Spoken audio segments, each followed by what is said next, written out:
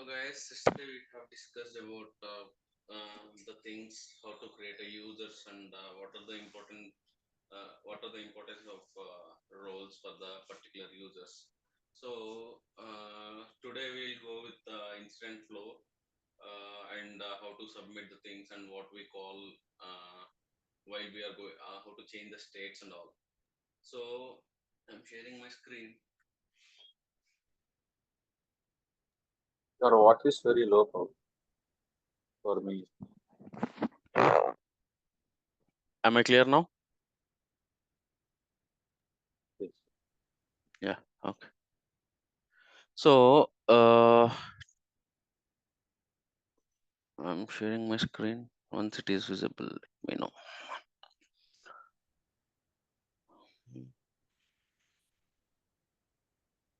Okay. So guys, as we already discussed about in yesterday's session, like how to create a users and how to give a roles to the users.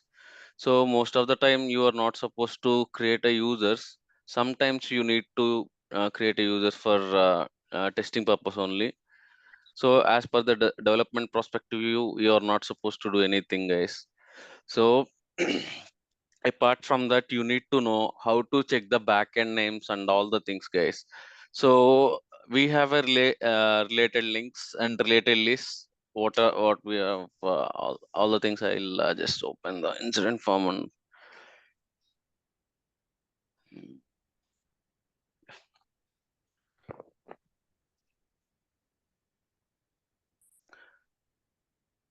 so I'm going to the incident module.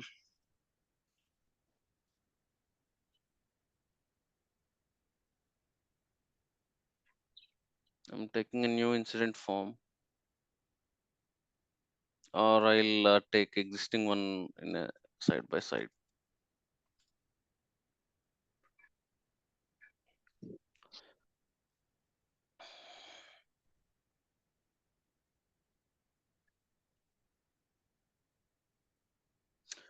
So, as we already know, what are the main things we have on the new forms, and what are the main things on existing forms? What is the difference between these two things?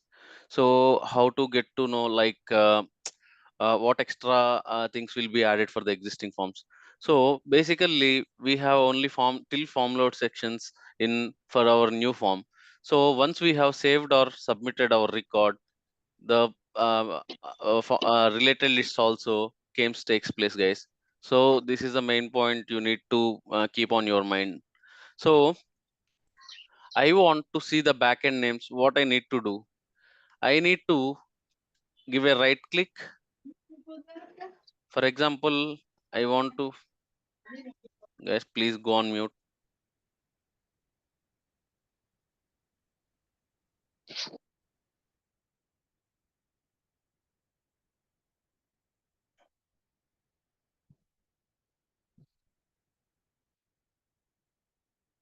Okay.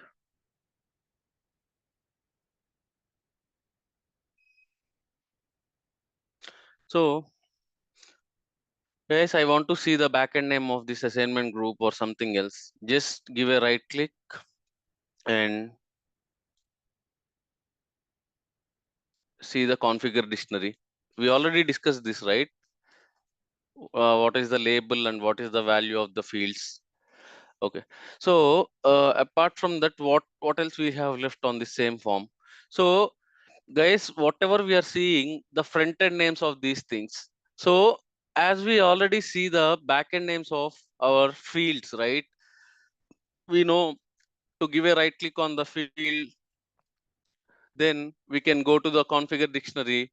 Directly we can see the backend name of the configuration. I have taken the configuration item right now. So if you can see, the column name is cmdb underscore ca. This is the backend name, guys, right? So whatever we are seeing in front of our eyes, that means ui, that is configuration item, that is called as label. The backend name of the configuration item is cmdb underscore ca. Okay. So guys, we have seen the fields and all the things here, right? So I want to know the backend name of these related lists, guys. How I can know these things? So basically, what is related list? So related lists are nothing but the relationship between the particular table to particular table, right? So these are all related links. Related links are something different, and related lists are something different, guys, right? So this is an like a external if you click on the links, it will take to somewhere else. So for example, I have clicked on repair SLS, so immediately a pop-up came up, right? So you are about to repair your task SLS for one record. Do you want to continue? If I yes. So otherwise, I can see wherever I have clicked on the links, it will take an external things to for the KB articles, guys. So this is very important, guys. So whenever we are stuck somewhere, so just go to ServiceNow community and search for the solution, guys. So if you are stuck in somewhere, almost all the answers will be takes place on community. if not if not, you can ask, you can query on the community as well, guys. So this is the most important things in while you are doing in your organization. If you have stuck somewhere, you are not able to move ahead, so then go to community and raise your queries. Definitely someone will help. Definitely your someone will give your answer. I mean, solution will get from someone, right? So I have clicked on that link. So automatically it has bring back me to the documentation. So these are the documentations where we can find what is the specialty and what are the KB articles, and I mean the related to the particular item, what the specialty is, and all the things we get to know this from these documentations, guys. So if you want to know the solutions, go to ServiceNow community. If you want to read out what exactly the things are, then ServiceNow documentation, guys, right? Don't be confused. ServiceNow community is different. ServiceNow documentation is different. So this is the this is all about related links, guys. So I want to see the names of task SLAs and affected CAs and impacted services, all the backend names of these things. How to know? How can I check? Right. So go back to the form header again. Just give a right click on form header. Come to configure. Here, guys, this is very important. You will always use it in ATF, guys. Be careful, huh? So give a right click on form header, configure related list. Then you can see. So we already discussed about these things, guys. What this square box and this square box. This is a slush buckets, what we can call it as. So whatever the things are available on the right side, it will directly. One second, I'll open one more record here. Then you will get to know. Yes. So guys, we are seeing task SLAs, affected CAs, and impacted CAs. These are all the things are available on this particular incident form, guys. Task SLAs is there, affected CAs are there, impacted services, and child incidents. Here, task SLA, what is the name of task SLA? It was extending from task table. So that is why task SLA task. Affected CA is affected CA, and incident, here we can see the child incidents, right? What is the child incident backend name? So the child incident backend name is incident parent incident. Likewise, you need to know these backend names by giving a right click on form header and just go to configure, then related list, right? Guys, anyone having any doubts on this, please clear it out, clear it right now. Why? Because it was most useless thing from your end while you are creating ATFs, guys. right? Can you please repeat that once? Yeah, sure. So if you want to know the backend names of, so basically we are seeing a front view of these things, task SLAs, right? So we want the related link backend, we can call it as backend names, or what is the I mean where it was extending from, you can call it anything, right? So to know what exactly the thing is, just give a right click on form header, configure, here in the configure, then related list, right? Then you will get to know here, right? Whatever the things are available, you will see all the, just open this thing. Okay, task SLA is there, but the task SLA name is not task SLA, right? It was task SLA task, right? Likewise, you need to know these things, guys. Is this clear, Sharmila?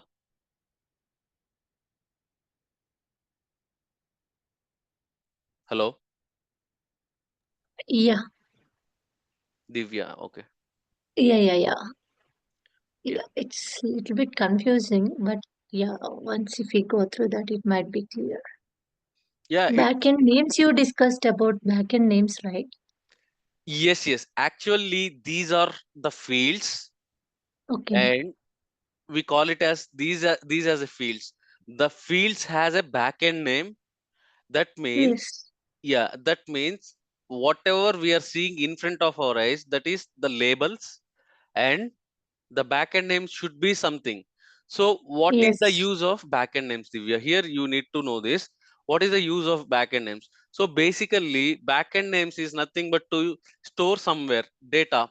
I mean, so basically we have multiple collisions might came, right? So there are many forms, there are many things, there are many customizations might takes place. So with the same names also, we need to figure it out. For example, we are using one particular name on our particular form, right? So we need to Yes. use the same form, same name on the different form also. But how system will know? System needs to know from the backend name itself. Backend This is the names. use Yeah. of, yeah, this is the usage of backend name. Backend name is something different what we are viewing in front of our eyes, on the UI. So as this is a fields, but here this is not a fields, these are all the related lists. It was a relationship between the particular tables, and it was extending from somewhere, right? So Okay. to see these relationships or backend names, what we can call it as, you can call it as, so basically it was coming from somewhere, right? So we need to know this backend name, backend values. So just go to form header and just give a right click, configure, then related list, right? Okay. Yeah. Yeah. So So likewise we here, can, when yeah, you go are on. opening this new tab, now here we are not able to see the SysIDs and all. So is it only for the instance and other things only we'll see the SysIDs on for every No, no, no, table? no, no. So basically it was a slush bucket, as we already discussed it, right? Uh, So we have opened a slush bucket. So if we can click on your URL, right? Here we can see slush bucket and where it was referring to. From incident, right? Here we can see it was from yes. the incident. Referring URL is equal to incident.do. Incident.do table. Here we can see the SysID. Every page has a unique SysID, Murli. Every page, every form, everything, whenever you are going from one to another page, it has been a new SysID, right? Okay. So yeah, you can check it out in the URL itself, no need to go to there. There are multiple options, I'll let you know right now. So here, every time wherever you are, you need to check your, uh, I mean, what, where the exact we are, in which table we are playing around. wherever you got do, I'm repeating again, guys, again and again, this is most important. You need to know the table names is the most important in service now. If you are not able to know the table names, right, you never ever do ATFs. And this is the open thing. So most important thing is to know the table name where we are playing around. That's it. So here we have a slush bucket, as we discussed. Dot do, in front of dot do is the table name. So here, referring to incident table, it was referring from the incident, but it was a slush bucket, right? Am I clear? Yes, sir. So we already see, if you want to pull some more fields from the slush bucket, we can pull from left to right or right to left, right? We can add change one also here. Like for example, you have taken incident right now for this. We can consider change management also. No, Divya, actually, what are the if it was there in change management, I mean, Okay. just change, just type change, bring here whatever the things are only available, only extending for these things. If I Okay. change request parent, change, yes, pull these two and bring up. So see, it will came or not. So earlier we have only 4, right? Now catalog task and change request has been takes from our side. It has been pulled up. Yeah. Yeah. Okay. Likewise, you can do whatever you want, guys. From the slush bucket, you can you can pull your data from your slush bucket and just bring back to your. Here we can see only 4. Why? Because we haven't reloaded. This is the important thing, guys. Why? Because whenever the Yeah. form has not been reloaded, the reflections won't takes place. So if I reload this page, it will definitely come as 6 related list, right? Clear? This is particular to individual logins, or it is particular across all the users?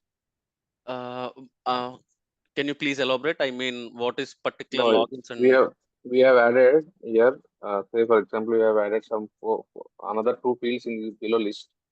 mm-hmm, Okay, and me and you are working in the same organization. You are using your login. I'm using my login.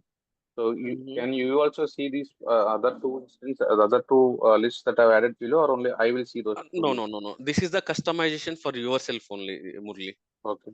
Okay. Uh, uh, in case you want to see, the organization want to see all whatever you have added 2 things right now, Hmm. right? Yes. So for suppose that is most important for all the organizations, then story will rise. I mean, the story will takes place. Then developer can do from the back end. If anyone, they can set the visibility. But if you are doing yourself, Okay. right? This is the Ah. customization. What you are doing is Okay. customization for yourself. That is visible Okay. for yourself only. If developer Got it. do it from the back end, if they have migrated the things, then everyone can visible. Okay. Yeah. So, uh, guys, apart from that, what else we have left for? So, one more most important topic is there. We are seeing here the left is SLA definition, type, target, stage, business left. These are all the fields, right? These are all the fields only. No need to confuse. So here we can see the gear icon. This is called gear icon. Personalize our list to personalize everything, guys. So if I click on the gear icon, just I want, this is the most of the times you will use these things, guys, right? I want to see created and created by in my page. Just I'll bring created and created by here. So how to pull both together, guys? Just don't just give a tap, hold, control or shift. If I want business time and business purchase, I have a command, just hold command and give both at a time, then pull and leave command, and you can go. Once it was in a blue, it will go together, all together. I mean, whether it was a 2 or 3 or 4, never cares, right? This is the most important things, guys. So here we are seeing multiple check boxes are checked here. So in your real instance, what you are what you are able to see, so for example, you have personalized your view. You have whatever the fields you want to see in front of your things, in front of your UI. So you can personalize yourself. So here we can see the reset to columns defaults. So once we clicked on this button, automatically what is the default view is there. I mean, what are the default things are available on the list, only that will be visible, guys, right? So this will be used most of the times, guys.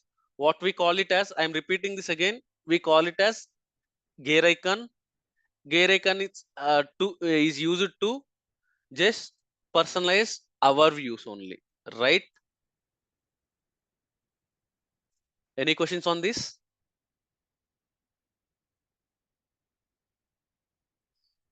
Everyone clear?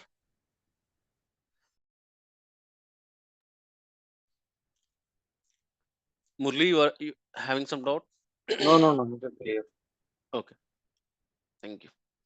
So guys, apart from that, what else we have left on our form, what we are seeing right now? So for example, I want to do the customizations in my list also. As we already discussed, this is the filter icon. So in your particular, so as we don't have any records here, so usually in related list also we have multiple records. I mean, sometimes there are hundreds of records. If we can open our catalog item, it has been have an 10, 15, 20, 30, 40 n number of records will be available. So you can use your filter conditions to bring back the whatever particular record we want. So here also we can see our funnel icon, guys, to filter and to fetch the details. Filters, mind these things, guys. Filters also very important. So make sure tables, I'm repeating the keywords: tables, filters, users. These three are most important, guys, and related list backend names to see. If you know, if you have a full-fledged command on these things, you will definitely achieve more than 50% on this particular sessions only, guys. I can make sure that more than 50% is not an easy task while you are listening to the classes only, right? Without having any practice on also. If you have a full command on these four topics, right, you will definitely crack more than 50% on ATFs, right? So we have three dots here. So actually we can change our view from here, guys. View also most important topic, guys, while you are working an manual tester. So we are seeing this thing as a default view. This is a default view. Why? Because we don't have any view name available on our form header. If you have viewing something else, right, the view must be declared here. View semicolon something ESS or fulfiller or something, whatever the view your organization has customized on that particular view, you will definitely see here, guys, right? To change our views also we can change, guys. As a tester, you'll always remember. So in story levels, so your organization is using some particular view, ABC view, right? So everything should be in ABC view, guys. So once the development has been completed in ABC view, you always need to go for default view as well, as a sanity check, as a reverse check also. So whether the changes has been affected for all the views or only for this particular views. So this is the most important for manual those who are doing a manual testing, guys, right? So if I want to change my view, just click on views. I want something else view in item. I have given the item. So how you can see the view is item workspace, right?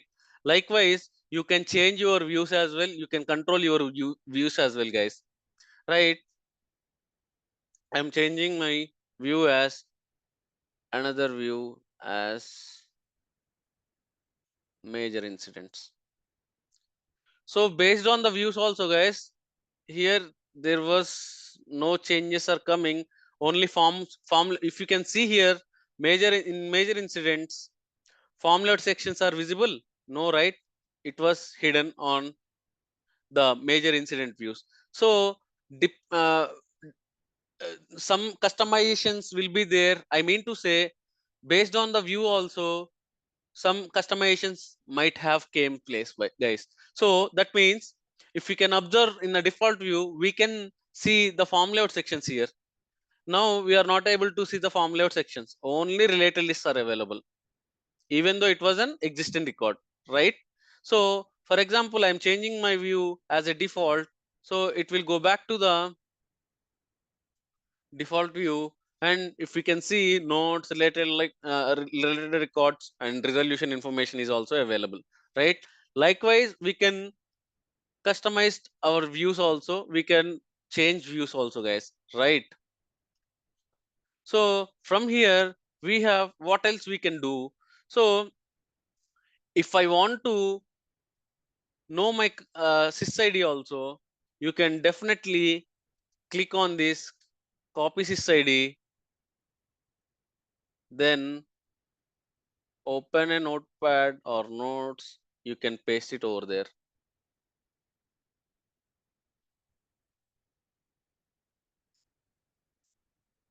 So the sys of that particular form is this thing, guys. We have a multiple options, right? Like to know the sys ids. So this is the sys id of the form, guys, right? So likewise, there are other shortcuts also to know the tables and all the things. We can see everything from here, guys. So for example, this is the most rarest case, guys. As a testers, you won't do, you won't have 90% you won't use, guys. I can say 99 also. So to check the business rules and to check the client scripts, but if you have a good knowledge on those things also, that that will be better for you to understand quickly. So here, come back to the configure, just click on all. So if we click on all, what exactly will happen? So whatever the business rules are available, whatever the client scripts are available, whatever the ua policies are available, whatever the acls are running on this particular form or page, we can see everything, guys. What is meant by business rule first? So just I am giving an higher views only, higher so just I'll give an uh, higher level only, not in depth. So business rule is basically a server side scripting, guys, right? So we have four types of business rules. If anyone have notes, need to write a notes, please inform me. I'll go slow and you can write it, you can note it down. So business rule is nothing but a server side scripting. So basically in business rules, we have four types of business rules are there. One is async and sync. Sync means synchronous and async means asynchronous. And display business rule, guys. So basically display business, what is display business rule? So display business rule is nothing but to call uh, server side scripting to the client side by using g underscore scratchpad, guys. So guys, don't worry, You are not supposed to use these all things. Just what is business rule, you can keep on your mind. Business rule is nothing but it was a server side scripting, right? To call out the data. What is the benefit of the business rules? So to call out the data from server side, we will write business rules, right? So what is meant by client script? Client script is in client side scripting. That means this form what we are seeing, right? In front of our form also we are seeing, we will write on this particular form, we will write client scripting, guys, right? So likewise, acls is what is meant by ACL. So guys, this is a interview question also. So what is meant by ACL? ACL is access controls list. So basically, why we use ACLs, guys? As we already discussed in roles in yesterday's session, right? So even though I'm an admin, what is meant by admin? Admin is a superior to the particular instance, right? So even though I'm an admin, my organization wants to limit my uh, accesses, limit my things. I'm not supposed to keep hands on everything.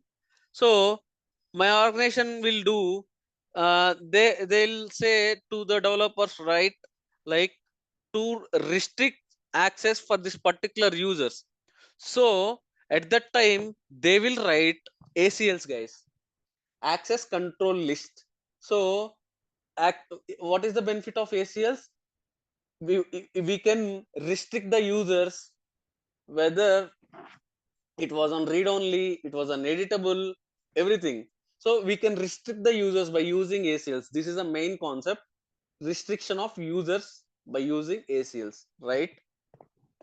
So what is ACLs and what are the tables are included, what are the extended tables are included, everything can be covered from here. Just go to the configure and click on all, then everything will came place, guys.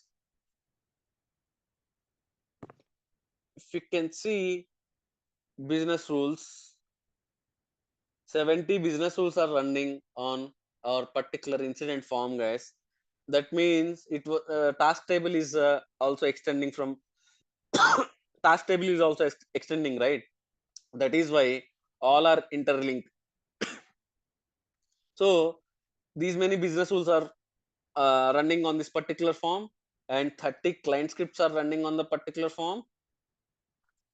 So here we already discussed this point, guys. How many things are running on now on our screen? We can see 30, right? So here we have a 30 client scripts are there, but how many exactly are currently working, right? We have false, right? False are not working. I mean, whatever the things are active, those are only running, right? You need to know these things as well, right? So basically, likewise, we have dictionary entries and dictionary overrides. What is dictionary override, guys? So I want to override something, like, if I how can I say this as an example? So I have a particular field. So I have an assignment group or something, groups, some field is available for me. I want to override that particular field. So overriding means I don't want the values from this particular group. So I want to pull the data from another thing. So I mean, don't confuse, guys. One field is available, so I don't want this data. I want, so basically we have parent and child tables, guys. This is the best example, you can let this know in clear. So we have a parent and child table, right? So as child is extending from parent, right? So basically I don't want the data which is available on my child incident. I want only the data should be available from the parent incident. At that time, dictionary overrides will help us.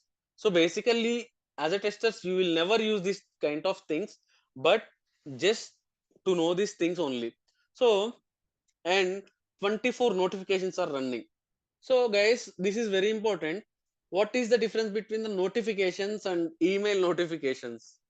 There is no difference. Both are equal, right?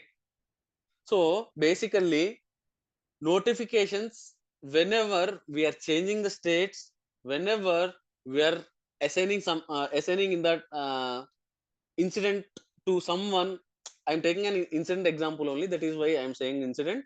So for example, I have created an incident. I want to assign it to uh, Murli, right? At that time, what I can do, I'll just in incident form, I'll just type Murli's name and I'll save the form. So automatically Murli will receive an email. I too receive an email. In Murli will receive an email. So incident has been assigned to you. Likewise, not only on the assignment, also not only on the assignment. So we can customize in an organization, we can customize anything. As a testers, you own guys, developers will customize. So whenever we are changing the states also, the group members will receive emails. Whenever we are doing some customizations, automatically we'll get an emails. So the notification part also very much important. How to see the notifications? For example, I want to check whether the notifications are getting triggered or not. How I can check? So to check the emails, the email should be stored somewhere, right? It should be have it should have some table also, right?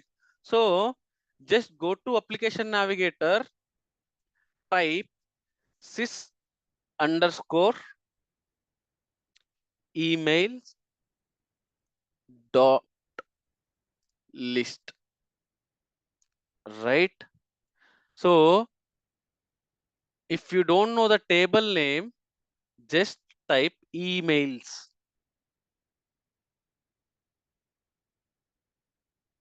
So under the system logs, you will get emails, right? You can open this as well or directly open your table as well, right? So here we can see the table name is the same as we already typed. This is the list view sys underscore emails underscore list.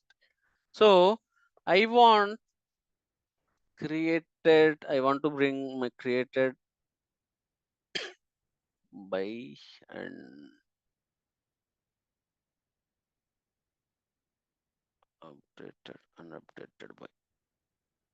Okay. I will check the recent ones. So here we can see the emails, what we can trigger. I mean, what are the for example, someone has we already have gave an example of assignment. On the assignment also we will receive an email. So come back to the sys email table and search it with the recipient. As we already gave an example, as Murli, I have assigned to Murli. So whether Murli has received an email or not, I don't know, right?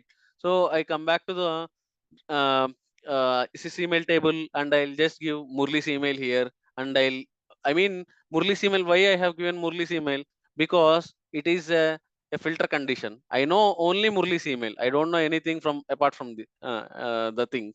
So at that time, directly I'll give here the Murli's email and I'll search it with Murli's email. Then automatically you'll get to know, right?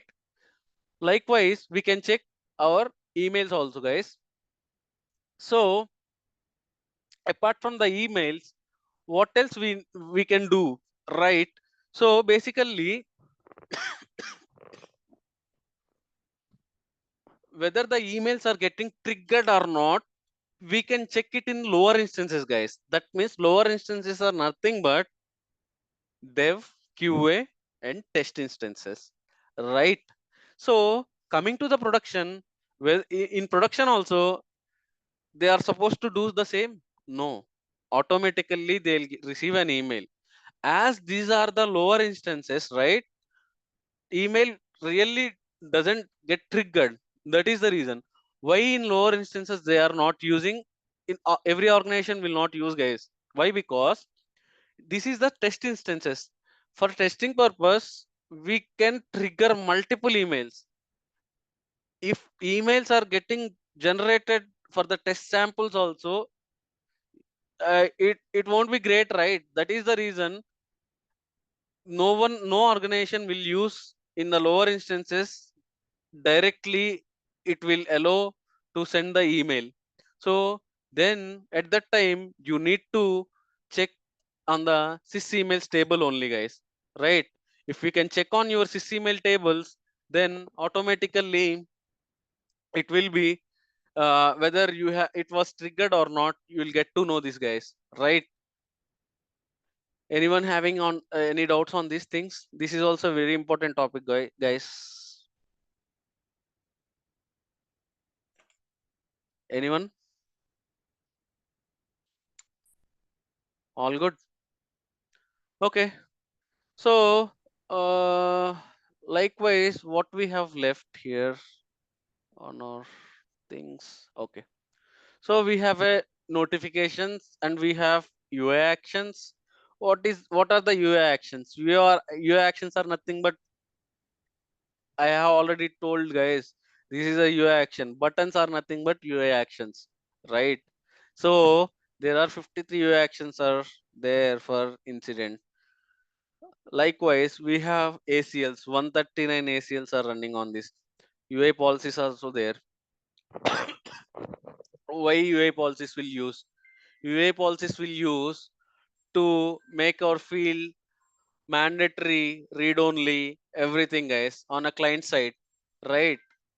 So what is data policy? You need to know the difference between the UI policy and data policies, guys. UI policies are basically used on the client side, right? So one second, guys.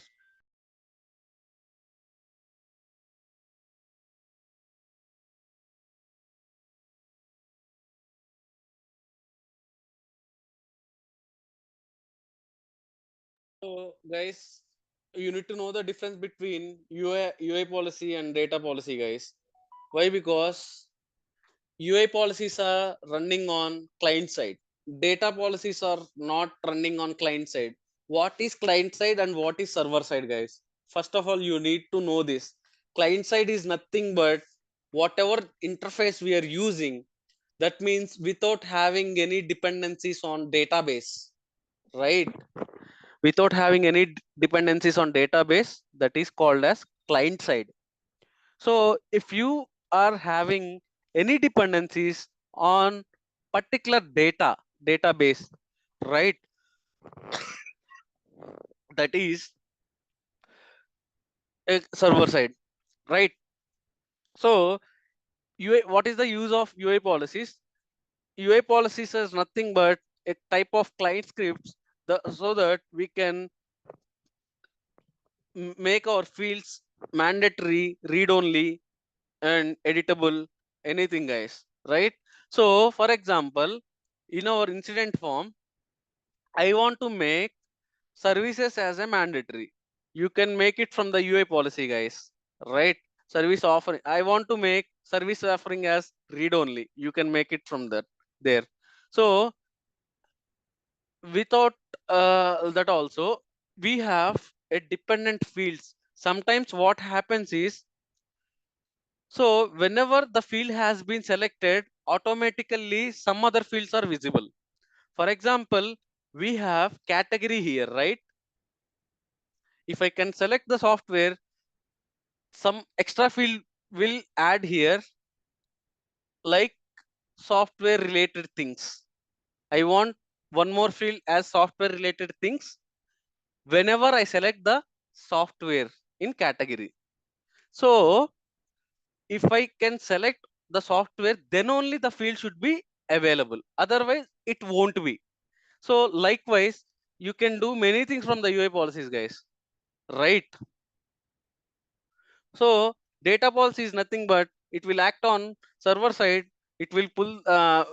It has some restrictions. So, for example, we have an integration between Salesforce and ServiceNow. So data is coming from the Salesforce.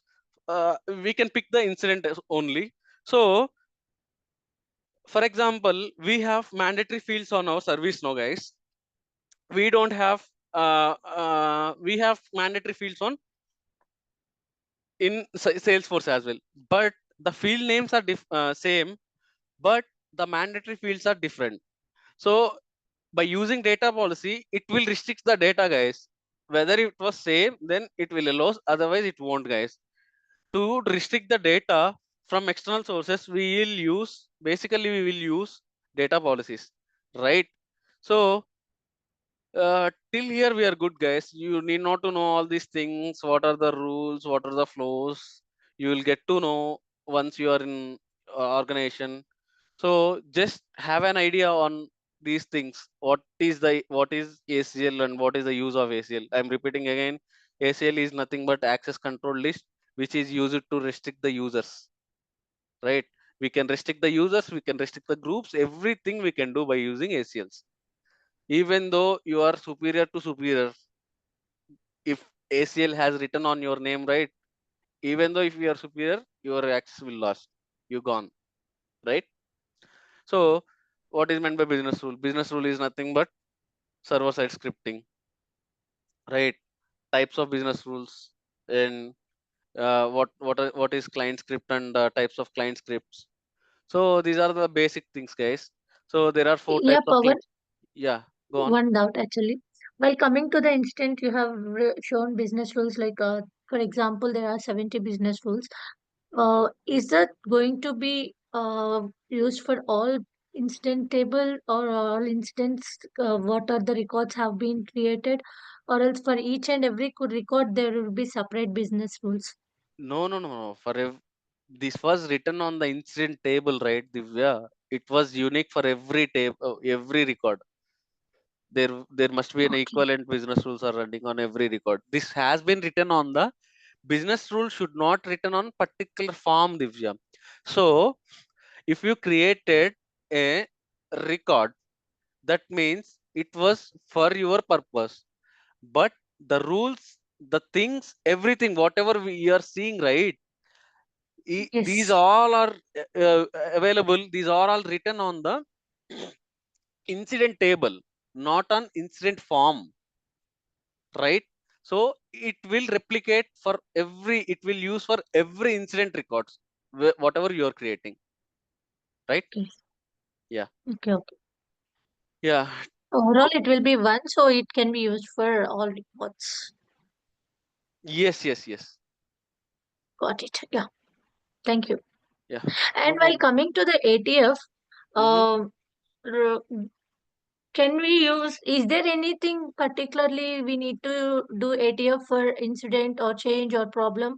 Or else like we can do it for anything. For example, like catalog item, like if it is a service portal, we will be showing, right? We can write steps for catalog items, or else we can write steps for instant and change So you are asking like coming for to the ATF, ATF. there is an any particular things or steps are available for incident, Yes, right? Like exactly. They will be asking, like, while coming to the service now, sometimes whether you are in ITSM or ITBM or CSM, they will be particularly they will be asking, right? Either which developer, while coming to developing side, are you a ITSM developer or ITBM developer, or what else they will be asking, right? In the same scenario, for ATF also, is there anything particular like that? Like ITSM ATF or like that it is going to supposed to be, or else like randomly it will be for instant change or problem for any scenario it's going to help out. no, Divya. In which scenario? Actually, there is no limitation for ATF. Whether you Okay. are working on ITSM, whether you are working on ITOM, it never knows. Okay. They Okay. ATF doesn't know whether you are working on particular modules. It has a step configurations. Based on that step configurations, it will work on. It should work on everywhere. Any module is Okay. fine for ATF, right? So Okay. we have a difference on service catalog and service portals. We have a different customized steps are there for service catalog and service portal catalogs. So you will Okay. definitely get to know what are all the things. But coming to the incident and change, we will navigate to the module. We can access our application navigator. So whether you Okay. will use itom, whether you will use hrsd, any module, you must come from here, right? Yes, exactly. You need to click on application navigator. Then Yes. what is the stoppage for ATF? There is no stoppage, right? Okay. Yeah, Got it. Yeah. Thank you. no problem. Yeah. Okay, guys. Till here we are good for this session.